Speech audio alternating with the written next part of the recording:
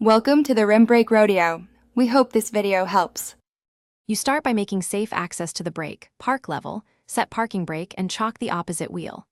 Next, brake the lug nuts before lifting. This avoids spinning the wheel. Once raised, place jack stands under a solid pinch weld point and lower the car so it rests on the stands. Remove the wheel and set lug nuts aside in order.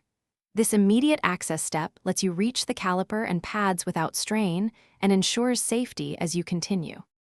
You now expose the caliper. Find and remove the caliper bolts while supporting the caliper so it doesn't hang on the hose. If the piston is extended, compress it slowly with a C-clamp. Open the brake fluid cap and watch level to avoid overflow. Pull the old pads and any retaining clips. Observe pad thickness, backing plate damage, and rotor scoring. Once removed, compare pad wear left to right to detect caliper drag or uneven pressure. You finish by fitting new pads and any spring clips, applying high-temperature brake grease to pad edges and contact points. Make sure grease doesn't touch friction surfaces. Reposition the caliper, torque bolts to manufacturer specs, reinstall wheel, lower the car, and torque lug nuts in a star pattern.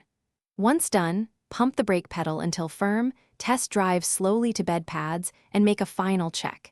If pedal is soft or braking uneven, inspect for air in lines or a seized caliper. Bleed or replace as needed. Thanks for watching. Consider subscribing if we helped you.